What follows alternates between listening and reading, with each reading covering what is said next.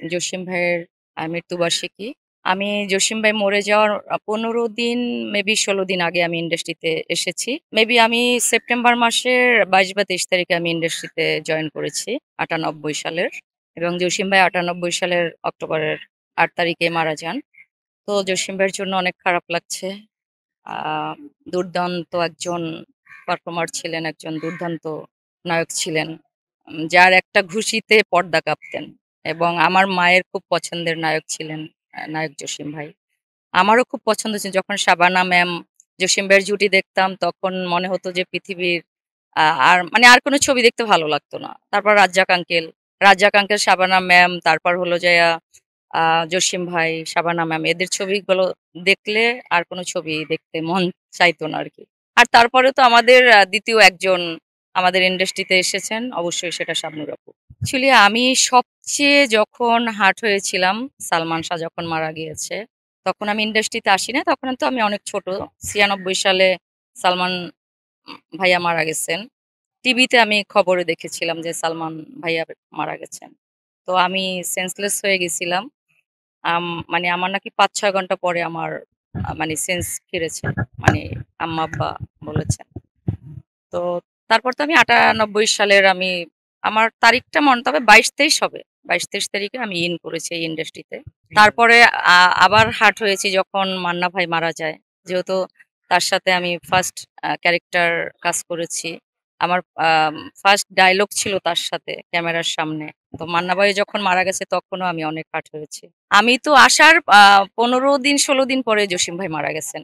আমি তখন কক্সবাজার একটা মুভির আউটডোরে গিয়েছিলাম। আ যদিও ওই ছবিতে আমার ওভাবে কাজ করা হয়নি। ছবির নাম ছিল 'পৃথিবী তোমার আমার মধুর মিলন'। ছবি তো মোটামুটি অনেক কাজ করা হয়েছে। যেমন ফার্স্ট ফিল্ম 'আম্মাজান' এটা তো আপনারা সবাই জানেন যে নামকরা একটা মুভি। আর আমি যে 'আম্মাজান' মুভিতে কাজ করতে পেরেছি, এটা নিজেকে অনেক ধন্য মনে করি যে এত সুন্দর একটা মুভিতে আমি অভিনয় করেছি। মান্না ভাইয়ের সাথে, নবাবের সাথে বিয়ে হয়েছে। আপনারা দেখেছেন মারা যাই আমি। আমি মারা যাওয়ার পর মান্না ভাই কি অ্যাকশন করছে সেটাও দেখছেন মুভিটায়। তারপর আ করলাম 'স্পর্ধা' কাঞ্চন ভাইয়ের ছোট বোন। ওটাও বিশাল চরিত্র নিয়ে অভিনয় করেছি আমি। আ গল্প ছিল আমার উপরে 'স্পর্ধা' মুভিতে। তারপর 'এ বাঁধন যাবে না ছেড়ে' শাবনূর আপার ছোট বোন। তারপরে তো আ আপনার 'তছনছ', 'চেনা জানা শত্রু', 'লাল বাদশা', দিলদার ভাইয়ের সাথে আমি ২ টা মুভিতে কাজ করেছি। তারপর আফজাল ভাইয়ের সাথে করেছি ৩ টা মুভিতে কাজ। আমাদের মিশা ভাইয়ের সাথে সলো গান করেছি। দীপজল ভাইয়ের সাথেও করেছি। কাবিলা ভাইয়ের সাথে করেছি 'প্রেমিকা ছিনতাই'। তারপরে আপনার ফরিদী আঙ্কেলের সাথে আমি গান করেছি আ আপনার 'বাঘে বাঘে লড়াই'। মানে কি সবার সাথেই আমার কাজ করার ভাগ্য হয়েছে। যদিও আমি ছোট ছিলাম বাট তারপরেও আমাকে কাজে নিয়েছে। ভালো নাচ করতাম সেইজন্য হয়তো নিয়েছে। রাজীব আঙ্কেলের সাথেও আমি একটা ছবিতে গান করেছি। আমার ভাগ্য হয়েছে। সেটা হলো রাকিবুল ইসলাম রাকিব ভাই ডিরেক্টর পরিচালিত 'তছনছ' মুভি। অ্যাকচুয়ালি আমরা যারা আর্টিস্ট একসময় আমরা প্রচুর কাজ করেছি। এখন তো আমাদের কোনো কাজ নাই যেটা সত্য কথা। আমি আবার ২০০৭ থেকে অন্যদিকে চলে গেছি বলতে আমি ২০০৭ থেকে আমি গান করি। আমার ২০১৪ তে আমার সঙ্গীতের ব্যানার থেকে ১০ টা গান বের হয়েছে।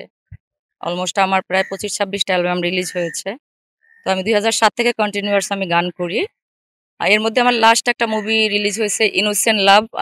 ওটার মধ্যে আমি আইটেম সং করেছিলাম আরকি। আমি আর পরিমণি একসাথে। এটা তো একটা সবার স্বপ্ন অ্যাকচুয়ালি আমার ড্রিম ছিল শাবানা ম্যাম।